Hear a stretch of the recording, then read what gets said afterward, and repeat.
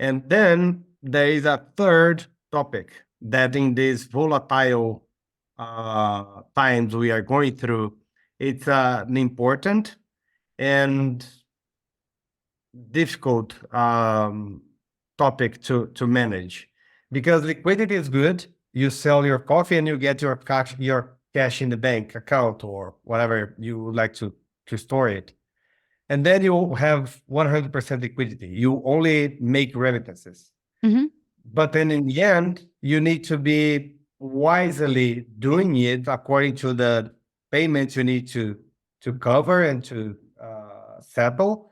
But also, it's not wise either to convert all your coffee, your physical asset, into cash, because in these volatile times, coffee is something safer than Cash. having your asset in cash. This episode is proudly brought to you by Mapper Forward's workshop, It's Time to Become a Coffee Consultant. Learn how to diversify your revenue streams and create freedom from your day job while saying goodbye to that alarm clock forever by becoming a consultant within the coffee industry or directly to consumers who have shifted towards home brewing and home roasting. Protect your income from challenging times in the coffee value chain by taking this course today. Go to mapperforward.coffee/workshops or click the link in the show notes for details. Welcome to the Daily Coffee Pro by Map It Forward, friends. I'm your host, Lee Safar, and this is unfortunately episode 5 of a 5-part series of a fantastic conversation with Fabricio. Fabricio, thank you for just a wonderful discussion about what is usually a very difficult topic to cover, but you've made it super accessible for people to understand, so thank you. In this episode, we're going to be talking about what challenges do cash flow and liquidity present for running a coffee farm? So over to you. What challenges do they present? Hello, Lee, and everyone. Cash flow is one of the most important business variables that the producer should be taking care of and managing it. And basically, it's the capacity a producer or a business have to pay the bills on time and to have the capacity to purchase the inputs in moments the prices are more favorable. So this is the key point, because there are times where all the price of inputs or a specific price of input will be cheaper. And then if you have money available, you can get that opportunity. And also you can negotiate a little bit better because you are paying in cash without payment terms. So you'll be reducing your cost of production. So in the end, the liquidity, the availability of cash make you purchase your inputs at better price and make it possible for you to get the opportunities where volatile price of resources are in a position of being cheaper in relative terms to other times in the year. So in the end, it reduces or increases. I mean, good liquidity, cash flow availability can reduce significantly the cost of production. What's the reality of how much producers have available on hand? Are most producers usually strapped for cash? Do they run liquid, like flush? Oh, good question. There are times where there are more kind of liquidity and times where there is less, because liquidity does not only come from the coffee sales. It can also, the producer can borrow money from the cooperative or the bank. But that's the thing, to manage cash flow, to manage liquidity, you need to get good business. You need to have to understand your business. You need to have good credit rates. So you can either use your own money or you can use someone else's money. So that's the first point. And the second is that you need to understand where and when in the future you need cash, so you can plan in advance either selling your coffee, because whenever you're selling something, if you need money overnight, the liquidity and price are they don't go together. If you need more liquidity really quickly, your price will be lower for selling your coffee. So you need to understand the need for money in advance, or you can have time to negotiate good loans with the lenders. That's the point. And then there is a third topic that in these volatile times we are going through, it's an important and difficult topic to manage, because liquidity is good. You sell your coffee and you get your cash in the bank account or whatever you would like to store it. And then you have 100% liquidity. You only make remittances. But then in the end, you need to be wisely doing it according to the payments you need to cover and to settle. But also, it's not wise either to convert all your coffee, your physical asset, into cash, because in these volatile times, coffee is something safer than Cash. having your asset in cash. So that's another complicated thing that the growers need to be wisely managing. And through times of uncertainty like we are having now, it's safer, wiser to keep your coffees as coffee and selling it As you need to. along the way as you need coffee for money for 1 or 2 months ahead. That's kind of my personal opinion. Many economists or finance guys would not agree with that, because there are even people that don't see that we are going through volatile times or times of uncertainty from now on to the future. So what you're saying is, with a producer having access to this commodity that they have produced on their own farm, they're better off controlling the amount that they convert into cash and have in the bank and the way that they're spending that money, and essentially keeping the commodity as the commodity rather than selling it, hedges against any volatility that may be present or in the near term. Yeah, I tell you one thing, that the balance usually is the best way I agree. forward, wisest decisions. It's not because we don't want to take decisions because we are in doubt of things, but it's because we are not able to predict accurately the future. So what I do and what I recommend to producers that ask for my advices is to manage it both ways. Get some cash, sell some coffee in advance so you can get better prices, you can get the good opportunities, but keep something as coffee, your product. So eventually, if it's a drought in Brazil or frost and the prices go up, you have your coffee. You can Or if benefit you from have that. a problem in your country that the production next year will be worse off, and then your cost of production per unit will go up, then you have coffee to be sold at higher price so you can settle down the losses out of a smaller production next year. So a good balance is a good strategy for the future. And if you look at what some things have happened around the world, like recently in Lebanon, like the last few years, what happened in Lebanon was that people who had sold assets over the years and either offshored money or sold the assets that they had and they were living in Lebanon and put that money in the bank, overnight, every $1,000 turned into $15 overnight. We live in such volatile times that I no longer believe that that's not possible anyway. I have like zero faith left in the governments around the world and the financial systems. And I just feel like the best way to play anything these days is, as you said, with balance. Have a little bit here, have a little bit there, have a little bit tucked away, don't have everything in one spot because you never know. I mean, the last 3 or 4 years should have shown everybody that normal doesn't really exist anymore, does it? Not really.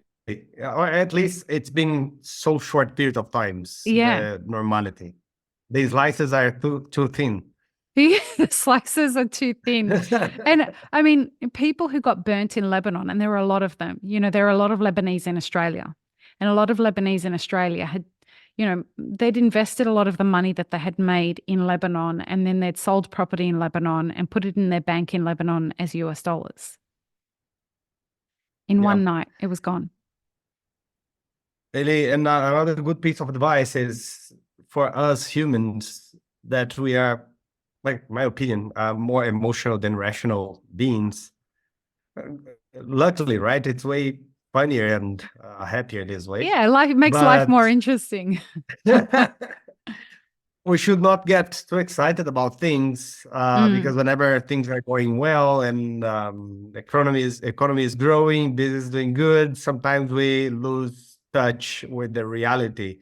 So there is a TED Talk or a podcast I listened somewhere in the past that 6 attributes of living long living companies, and one of it is prudence. We always need to be achieving good balance, not getting afraid or excited to the extremes with things that are taking place now. Being prudent, it's a good piece of advice. I love that. It sounds like, unfortunately, for coffee producers, a lot of it lacks certainty. There's a lot less certainty for people in business in general these days. But for coffee producers and people who produce anything really agriculturally, they're juggling so many balls with so little certainty that it almost feels like a lot of it is a gamble. And so prudence feels like a luxury for them, no? It's true. It's a luxury, but it's everything in life. Like it's easier to say than easier said than done. Yeah.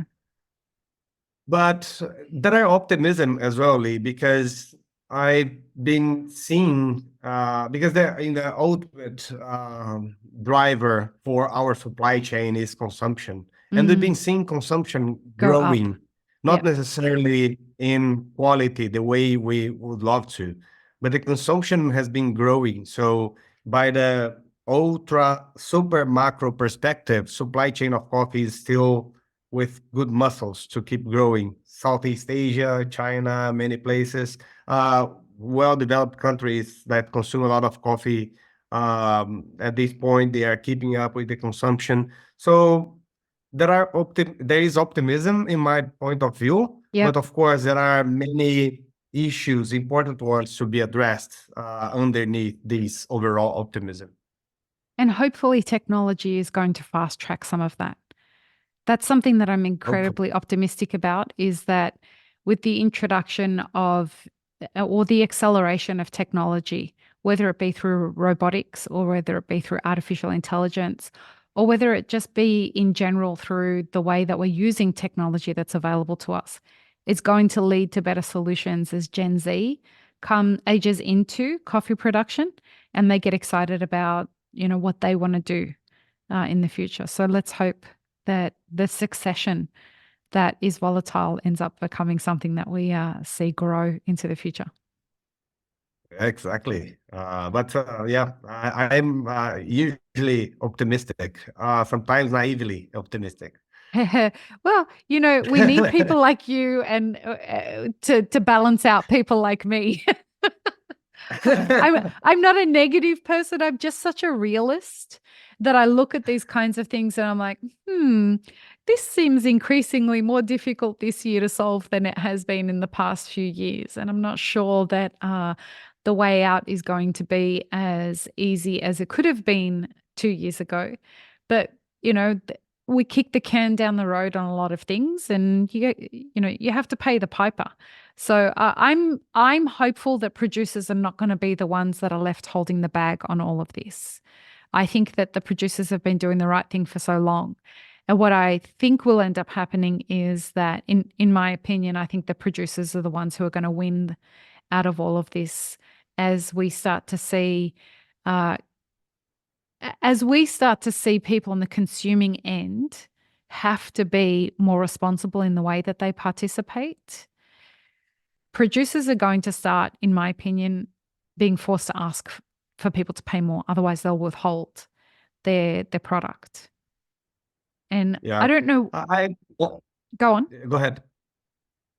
I'm optimistic naturally, but also because I've been seeing projects working well, not only Right. here in Brazil, but like I'm biased because I work within this amazing team at Sun Coffee, but we've been working with 350 small producers where we can see they being engaged in Yeah, the young generation coming back to coffee. They've been engaged to work with sustainability, to do good that's quality exciting. coffee, to improve themselves, to be a better product to be sold and to be recognized to the market. And they're getting excited about it. And we have a lot of customers, roasters in 29 countries nowadays that support us a lot, bringing knowledge, recognition, more value. So the wheel has been turning into using the capitalism as a tool and using the supply chain of coffee to bring prosperity and to re-signify what it means to work in coffee here. I don't believe it's 100% scalable to 140 million bags of coffee or even more that we produce in the coffee in the world nowadays. But there will be different solutions in different spots in the world that will make things happen because there are many people they are capable of with good skills and good intentions. So in the end, I believe there will be a good future. Unfortunately, sometimes not to everybody, but there will be improvements in many places. I hope that. As we say in the Middle East, inshallah. Inshallah. Inshallah. Will you do me the great honor of actually in a second? I just want to thank you. I really, really want to thank you for a wonderful conversation about what is, like I said, a very intimidating subject for most people. But you did such a fantastic job helping us navigate these very challenging ideas. So thank you again, Fabricio.